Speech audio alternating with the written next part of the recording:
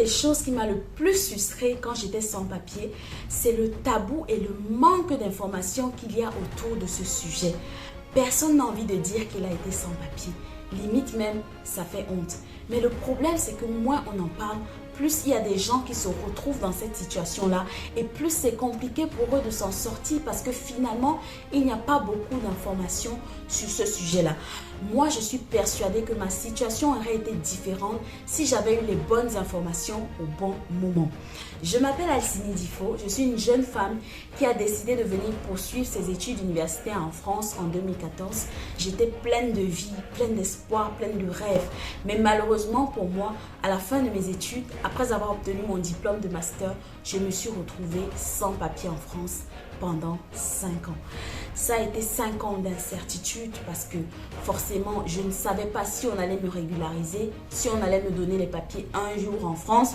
5 ans de peur, forcément, tu te lèves le matin, tu as la boule au ventre quand tu sors parce que tu as peur qu'il y ait un contrôle, tu as peur qu'on te rapatrie. Vu qu'il n'y a pas d'informations autour de ce sujet, tu ne sais pas trop en fait comment ça va se passer pour toi. Et 5 ans de galère également parce que qui dit sans papier dit compliqué de pouvoir trouver un travail, impossible de trouver un logement et donc finalement tu te retrouves à ne plus être capable même de subvenir à tes besoins primaires. Je ne sais pas si vous imaginez, c'est une pression psychologique énorme et il y a encore beaucoup de gens qui se trouvent dans cette situation-là. Ça a été également 5 ans où j'ai beaucoup appris, où j'ai grandi, où j'ai mûri. Et d'aucuns se diraient, mais comment est-ce que cette fille a le courage de dire qu'elle a été sans papier?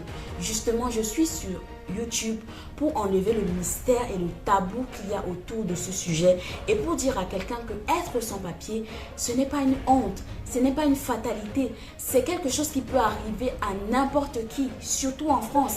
Il suffit juste d'une faute d'inattention pendant que tu es en train de constituer ton dossier pour aller à la préfecture pour renouveler ton titre de séjour par exemple ou simplement d'une erreur administrative.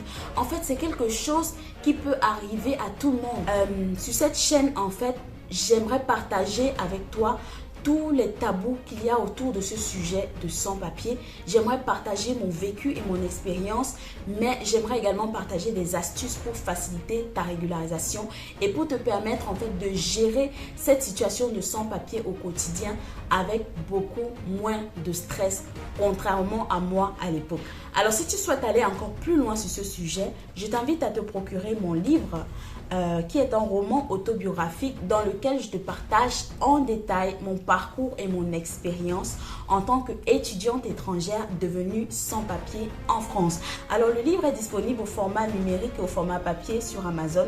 Je mettrai le lien en barre de description.